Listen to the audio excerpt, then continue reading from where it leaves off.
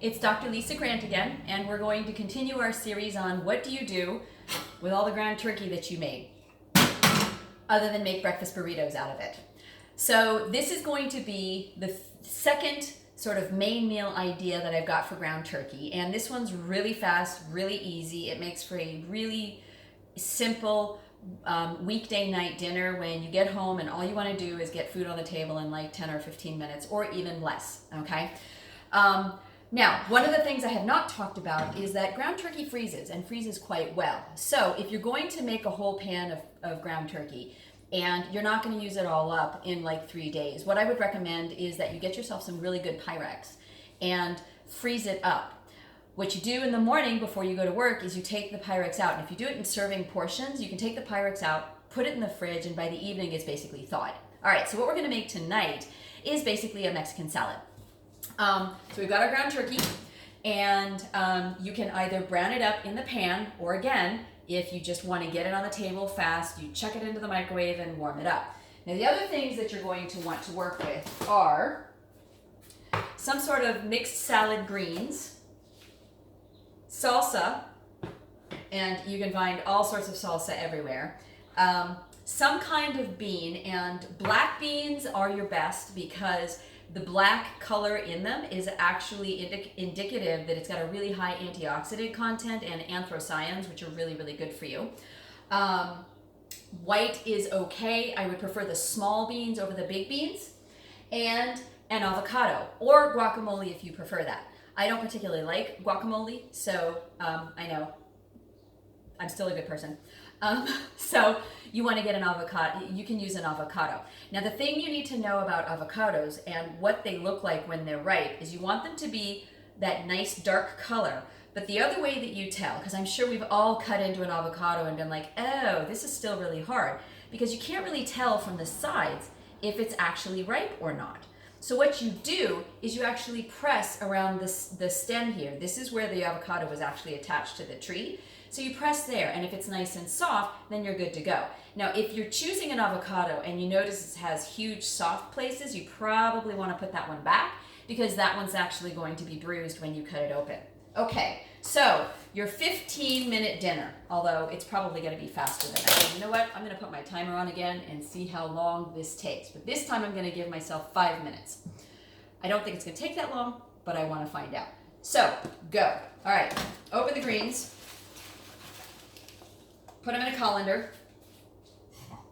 And this is going to be enough for one person, but you want to increase the number of greens if you're going to have 2 people.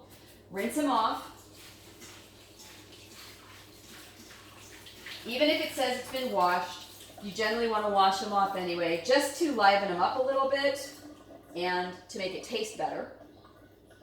It doesn't taste as stale if they've been freshened up with some water. All right, so here's our base. Ta-da! And you'll notice that I actually kind of squeezed it a little bit when I was tipping it out. It takes longer for the water to come out of the colander. And like I said, I like being an efficient but fast cook. I cheated, and I already opened the can, so we'll add like 10 seconds on to the time to make this.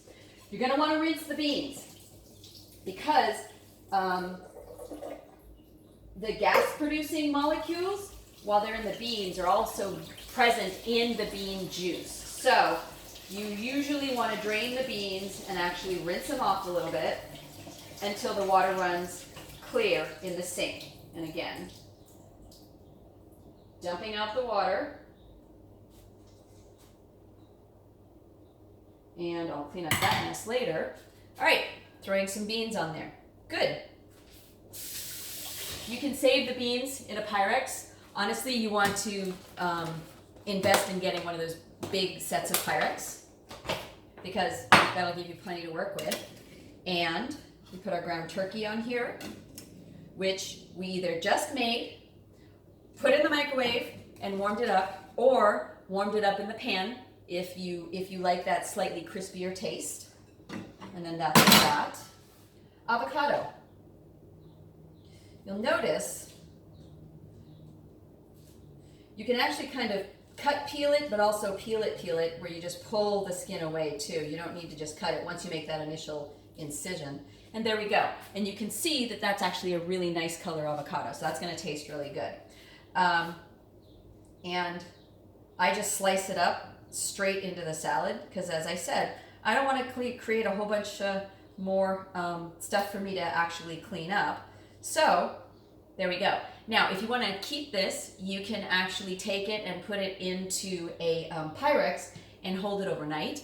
If you put a little lemon juice on it, that'll keep it from getting brown. Doesn't matter if it does get a little brown. You just, cut the brown parts off and then it's good to go. The brown is not bad for you. It's just that most of us don't like the way it tastes. And then to top it off, we've got salsa. So we take this and put on as much or as little as you like. If you can't handle nightshades, which tomatoes are, or onions, which some people with irritable bowel syndrome can't handle the onions, then what you can do instead is use like a mix of spices, like a little bit of oregano and then a little bit of salt and oil. It won't be as zippy, but it'll taste just as good. And there you have it. Now, you'll notice the absence of cheese. I understand that a lot of people think that cheese and also chips are essential to make a good taco salad. But as you'll find out in my course, fertilityresetonline.com, cheese is problematic in terms of fertility, and chips, as yummy as they are, aren't that good for you.